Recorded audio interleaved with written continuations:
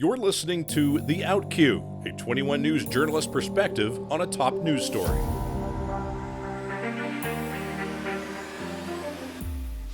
Good afternoon and welcome to The Outcue. This is a new edition of the 21 News podcast, and it's a little bit of a different look behind the scenes of how news is gathered. So, a quick introduction. My name is Breen Mitchell. I'm the assistant news director here, and the name is The Outcue, which is the term used for the end of a news package. It's kind of tells you it's the end of the story, but the truth is, when we finish telling a story on the air, that is rarely the entire story. That is the most important things for right then. But there's a lot that goes into the news gathering process that we want to give you a little bit of an inside look at, because we live in an era where a lot of people fancy themselves citizen journalists, and they put news out that is maybe of dubious quality in the online, in the social media sphere or on YouTube. And it's important that people understand that real journalism takes real work. And so we want to give you a little behind the scenes look. So every week we're going to be picking a story that took a lot of extra work than beyond what you saw on the air, and to give you a little insight into how that came about. So the story we're going to talk about this week is the cuts and the fiscal situation in Vienna Township. And with me today to discuss the story are the reporters who've had their hands in it, Leslie Huff and Chris Cerenelli. So a little bit of a background on how this came about.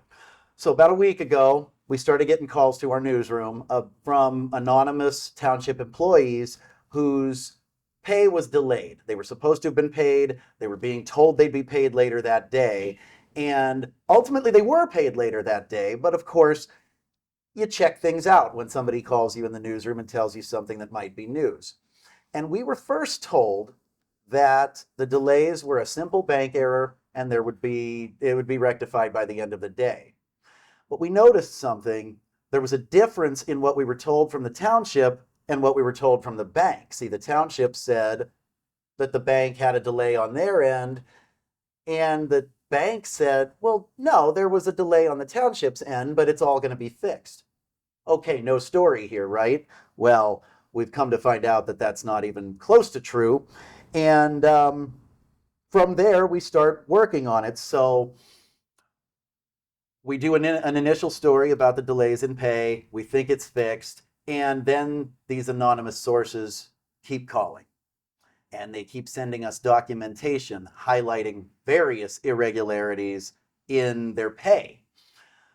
Bonuses they didn't receive, and sketchy numbers and accounting for their retirement accounts. And we start going through these documents very closely. While we're in the process of doing that, we get another call from these anonymous sources who say that the hours in the fire department are going to be cut to a skeleton crew, and there will be days that they won't be in operation at all. Well, this takes on an entirely different tone now. Now, this is where we begin in earnest working on the story, and this is where Leslie comes in. So, Leslie, you come in that day, and we tell you, look, we know we have these cuts. We've spoken to the fire chief now on the phone, who's told us he doesn't know why. He was just told by trustees that they're going to have to scale back. So at this point, we know we have a story. We don't know what led to it, but we know we've got enough that it has to do with public safety, and it's time to start really looking into what the situation is. So I guess let's start there. Where did you pick up the story once I told you, Leslie, look, I know this is the deal. I know there's cuts in the fire department. We got to find out how much we can find out about it. Mm-hmm. So starting off, I called the fire chief, Rich Brannon, and he, of course, declined to go on camera, but you can hear in his voice just how remorseful and it was filled with sorrow, just how sad he was about. Not remorseful. Not remorseful because he didn't do anything. Yes, yeah. But he was just very sad about what's happening, and he kept telling me, I didn't want this to happen. This is terrible, things like that. So I, say, well, what happened? And then he goes into the story and says, the day before, we were instructed by trustee Robert Root, who said they are only allowed to have 2 emergency personnel at the station during the 12-hour shifts. And so he also just kind of laid out what the instructions were, which is no overtime for the full-time employees, and that Well, I guess that's it. Yeah, no overtime for full-time employees, and then only 2 emergency responders on staff.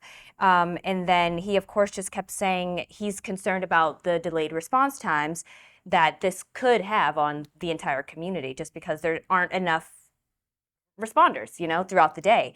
And so he was just saying that they would also have to rely on neighboring fire departments like Brookfield and Howland.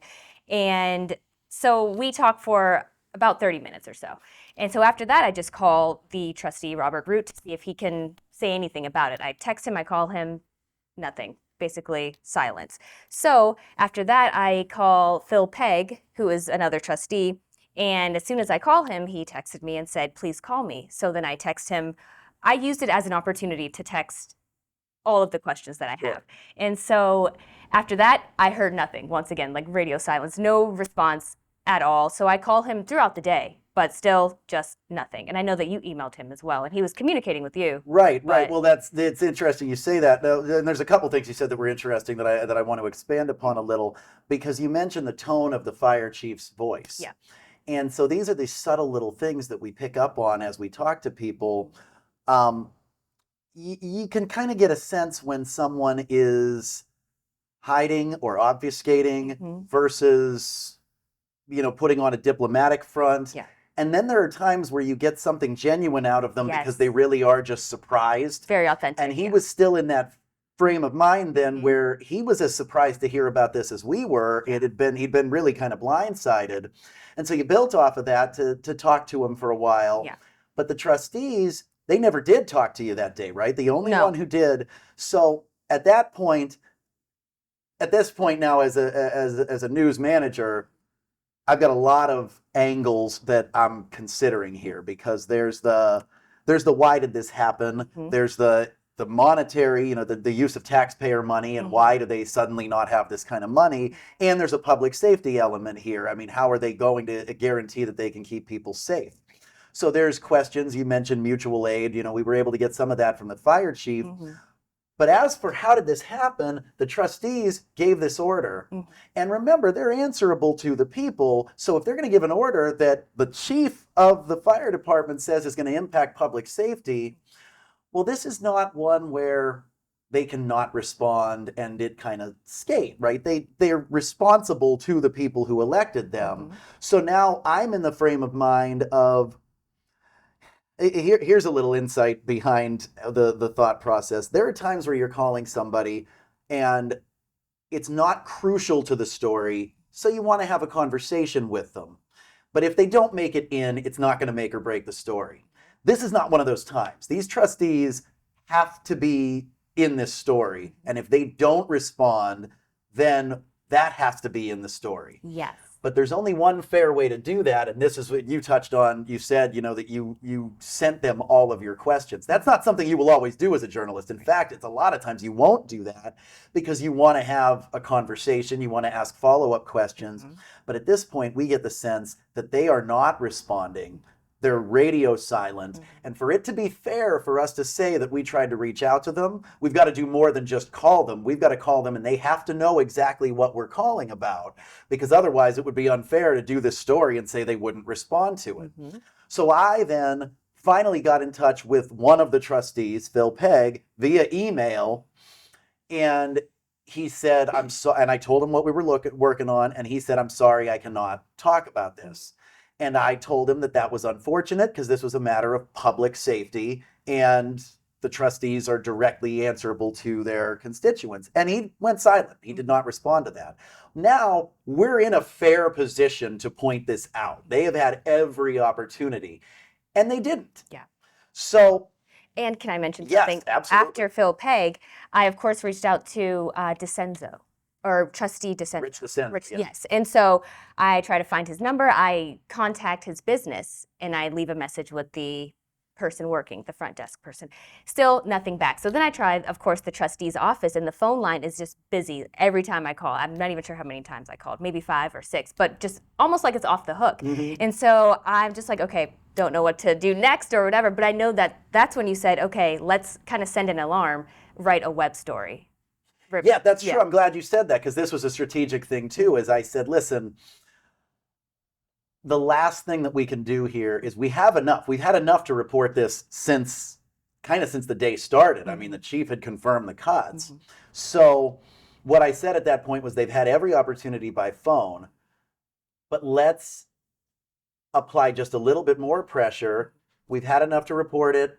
It's important for the public to know, and the trustees are not answering our calls. So we can write a story and put it out there now, and we should not wait. This is this is important. There's urgency behind this. So let's do that. And then let's send that story to them and let them know that right now, this is what we're reporting. We'd love to hear what they have to say about it. Right. And again, I still didn't stop trying to reach out to them. I also called Robert Root in his attorney's office and still got nothing back. Didn't hear from him the rest of the day, even though I left a message with the secretary. But yeah, nothing. So in the meantime, the trustees this same day, and I mean, not to get ahead of myself, but just to move forward, the trustees send out a notice that they're planning a special meeting for last night, Thursday night, where they will confer with their attorney about the dismissal of public employees, and they anticipate making a statement. Now, we don't know what this is about, but if it's not about this, then things are worse than we realize, right? And Chris, that's where I'm going to bring you in, because you go to the meeting knowing everything we just talked about. That's the best I could arm you with walking in, but things were worse than we thought, right? Well, that was kind of my reaction. You know, we got handed an official release after they came out of executive session. First thing they did was at 6:02 or 1 or whatever, is they said, we're going into executive session, which Justin alluded to, with their attorneys to confer as to, what their next steps were going to be. So, public officials go into executive session. There's no telling how long that's going to be. They were in there almost 2 hours. At one point, standing fairly close to the door, I could hear some shouting. Obviously this is a tough subject, and there was a lot of consternation about how to arrive at the right solution, the right answer here. So I guess that was to be expected. But they came out of executive session. They handed us an official release. You said a statement that was going to be made and an action that was going to be taken. And each line going down this release, my eyes just got bigger and bigger and bigger. And just as you said, I'm like, this is really a bad situation. Because we find out that they're laying off police and fire. 2 police officers, 3 firefighters. At one point, one of the trustees, I believe it was Phil Pegg, said to one of the people in the crowd who said, what about that new ambulance that's sitting out there? He said, it's going back. Wow. So... and an anonymous source told us that there's only going to be 1 ambulance daily running throughout the... And to that end, you talked about them not being in service. Today, they said this would be one of those days that it would be shut down. Yeah, so, as we speak. So they don't have one at all? Correct. There is no... The fire station is not operating today. Right. Yikes. Which is likely why when you tried to call the fire chief today, it was hard to reach him. Right. And the police chief was not on station because his hours are cut back and he's giving back some of his salary. Yeah, indefinitely is the word that they used last night. The trustees, the police chief, and the fire chief have all foregone their salaries for, till further notice.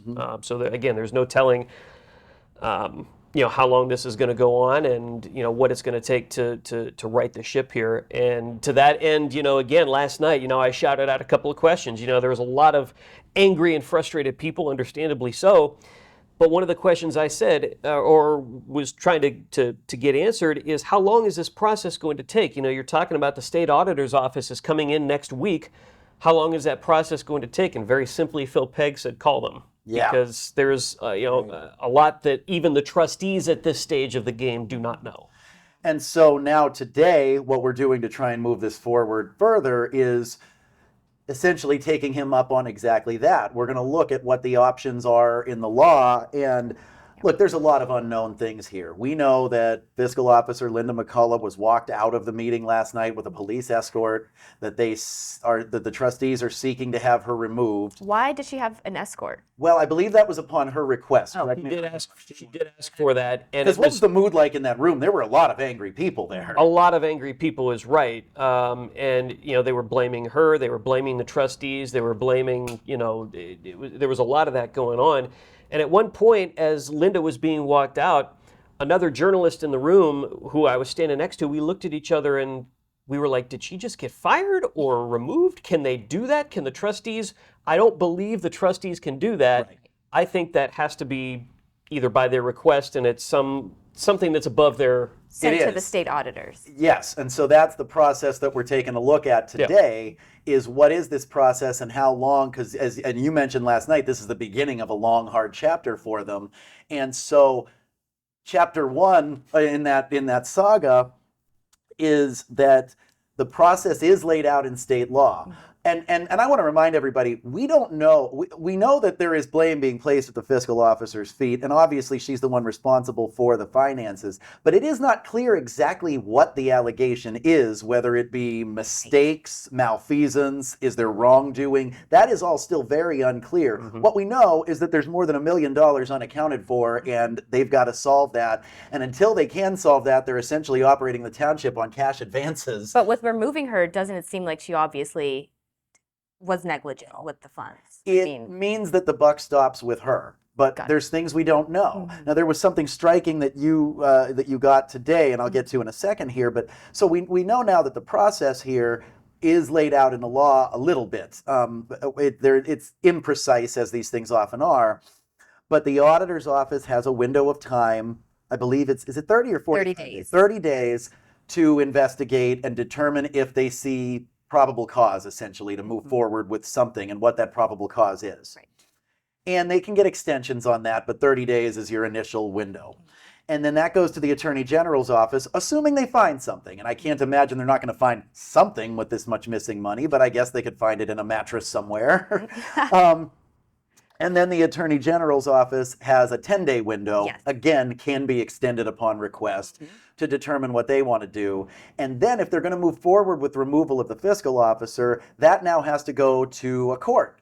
Right. And to make it more complicated, the trustees would be legally bound to pay the legal fees for the fiscal officer. And then if they win, they can recoup that. But there's another element here, which is that these public officials, the fiscal officer is bonded. So this is essentially a public insurance policy in case there is any kind of a catastrophe. But for a township the size of Vienna, her bond is, depending upon where their budget is, if it's over $3.5 million, it's a $195,000 bond. And if it's under, I believe it's $160,000, did you say? And their last audit, their budget was 3.4 something million. So it's unclear which bond she'd have to carry. But either way, that's the amount that they can recoup, which is nowhere near the amount that's unaccounted for. And the striking thing that I was going to get at that you found out today, and that really explains exactly how much mystery there is here, is you reached out to a trustee to ask if the insurance policy might cover a situation like this, and he said he doesn't know because all of the paperwork is with Linda McCullough, the fiscal officer. Yes. So there's a lot of mystery here, and we're going to have to keep digging into this for quite some time. Why does she have all the paperwork, and why? And is that proper or not? Yeah, right. And I don't know the He doesn't have any copies of it. Right now. Yeah. So. And so back to the original premise of this podcast and why we want to do this is, where did we start here? Is we started with essentially two stories that could have been done by anybody who wasn't extra inquisitive and didn't really think about the needs of the township. You could report that there was a delay in pay. You could report that the hours at the fire department were getting cut.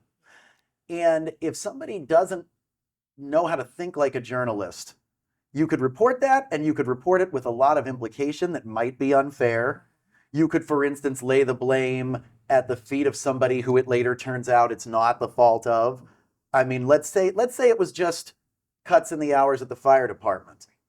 Well, if I don't know what I'm doing and I don't ask the right questions, I could tell that story and I could leave everybody wondering what that fire chief is doing. Well, here, the fire chief has no idea why these hours are being cut, So you've got to be able to think about what's fair, who is responsible, what the questions are that matter to the people, and are there other things we're not thinking about that we need to know. So this is a public safety story. This is a fiscal responsibility story. This is potentially a legal story. And so I'd like you guys to just both reflect on that, because you've just heard this is 3 days worth of work for something that the untrained eye could have written up. I mean, my mother could have called someone up and said, you hear they're cutting hours at the fire department. But this was a lot more than that, and a lot more work went into it. And I guess I want you guys to reflect on why that's important to you and how it's different from that phone call from my mother.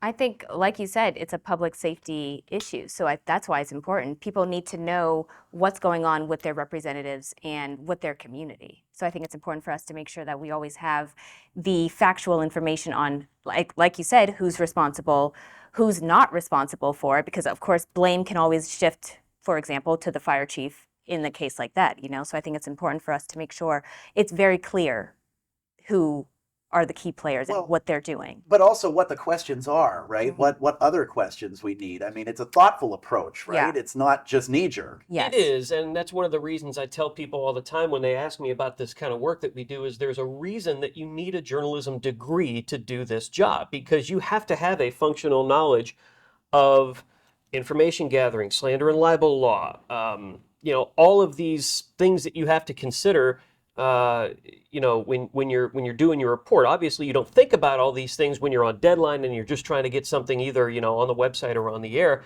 But, like Justin said, real journalism is real work. And until you've, either lived with a journalist or know a journalist personally or actually done the work yourself, it's really hard, especially since you see so little of it as the end product and understanding of what it is.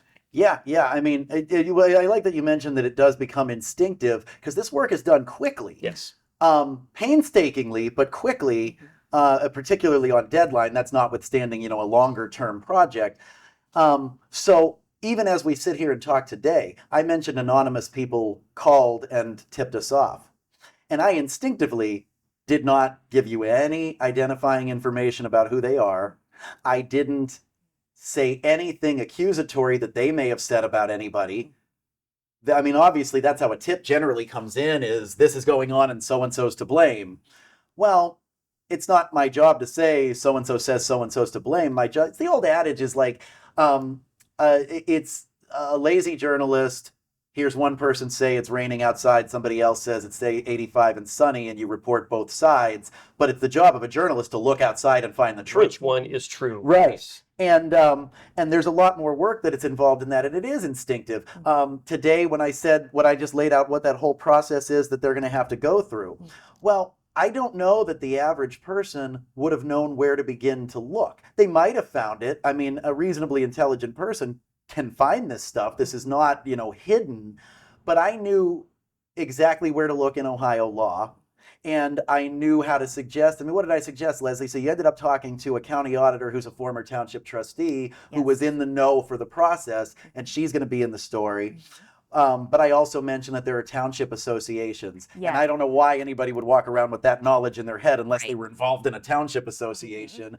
But you instinctively rattle that off. Yep. Knowing that functional knowledge helps you a long way, knowing what to say, knowing what not to say, and knowing what to ask. This stuff is different than, somebody who's well-meaning but maybe not properly trained, and they can give you a false impression or spread false information if you don't go through these steps rigorously. Yeah. And knowing the right questions to ask doesn't always mean the questions that you come prepared with.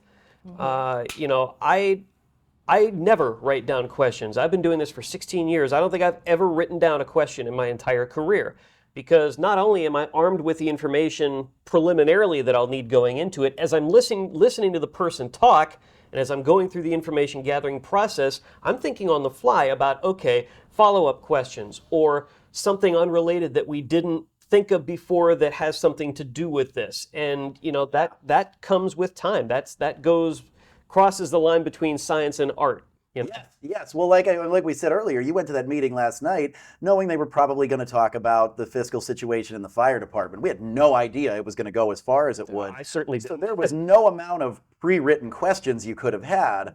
And if you don't have that proper training and you're not active listening, like Leslie, you covered a murder trial last week, and you don't know what's going to come out in a murder trial. You've got to follow a line of thought, and I mentioned you guys both covered this trial, but I mentioned Leslie because this was the first time you'd covered a trial that in depth. Yes. And that was something you told me, that you learned how important active listening is in those moments where there's only so much preparation you can bring. I heard last night unrelated, but I heard from a former colleague at WFMJ, Danielle Cotterman, texted me about something, and I'll never forget when I would prep her for political interviews when she was just starting out, and I would say, okay, here are the questions we're going to start out with. And when you ask this, he's going to say this. And then you'll say this as your counter, and then he's going to say this. And then the counter to that is this, and eventually you'll get an answer. And she'd go, you can't possibly, how would you know what they're going to say? No one's that predictable. And I said, just watch. Yeah.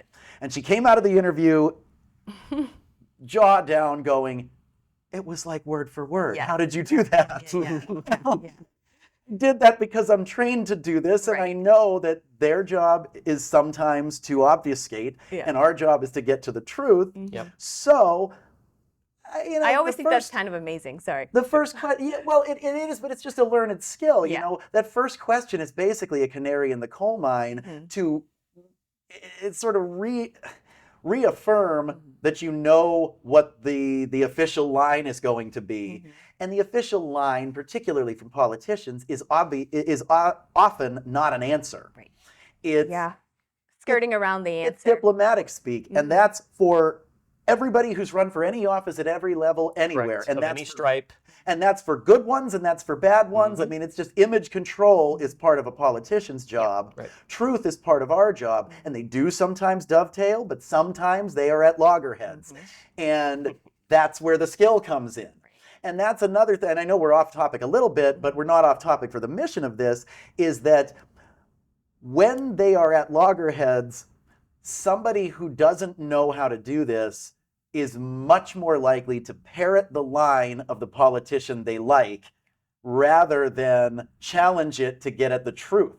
The truth is, if somebody is giving you a line and it's not getting at the truth, maybe you should rethink whether or not you like them. Right? I mean, we're afraid to do that in this society. We think that changing our minds on something is somehow a sign of weakness. Right. We don't have that luxury. I have been disappointed by heroes, and I have been impressed by people I thought of as villains, and it happens all the time. This is messy, but if we're in the pursuit of truth, then that's what matters. That's the North Star. That is the North Star is right. And, people talk about, where does journalists come down on this story and how do they quote unquote spin it? I hate that word. That's not a thing. A journalist's only bias is to the truth. And a good one, a good journalist. Well, yeah, of course. I mean, speaking, one of the things going back to last night and the situation in Vienna that struck me was there was one particular township employee who came to me after the meeting was over and said, we talked about the missing information or the missing contributions to retirements. This person told me that they had not seen a single retirement deduction in the 16 years they had worked for the township. Now, I was shocked at the scope of this situation reading that release. How do you lose $1 million plus in a year? 16 years, this might go back way, Yeah, we're still at the very beginning of this story, and this may go for a long time. I mean, we've certainly seen the state have to take entities over before. Niles went through that. I don't know if that's where Vienna is headed, but I don't know how they unravel this, and we're going to have to follow that for a long, long time. And it's going to take the real work of journalism, which again is the point of what we do, and it's the point of what we're sitting here today to discuss. Do either of you have anything else you'd like to add to today's discussion? I would just encourage, if anyone is interested in journalism or considers themselves a consumer of journalism, look at us as people, look at us as your neighbors, and understand that this work that we're doing is a noble purpose. It is enshrined into the First Amendment of the Constitution for a reason, and that reason is to get to the truth, to be a watchdog. I know that I'm not just, parroting our branding here. It's honestly one of the core tenets. And to just, when you see a piece that you're not happy with or that you don't like, look at it through that lens. Look through it through the same objective lens that we do. And to be clear, we're not perfect. Let us know if there's something that you don't like, and we will hear you out. I mean, there have been times where I've had to say, you know what? I mean, I had a call just this week from somebody who had a concern over one flash of video that we had not seen in the light that they saw it in. Yep. But I went back. Talking about. I went back and reviewed it, and you know what? They were right. They were right. Absolutely, they were And, right. you know, I've been doing this. You said 16 years for you. I've been in this 15 years. You know, we learn something new all the time. Yeah. And we are here to learn because it's all about truth, and it's all about working for you. Yes. That viewer has a great eye. I Because know. I don't think anyone else noticed it. I certainly People- didn't. yeah. But Whoa. when I read the memo and Made looked perfect at, sense. Yeah, absolutely it did. Didn't see it on the front end. No. Yep.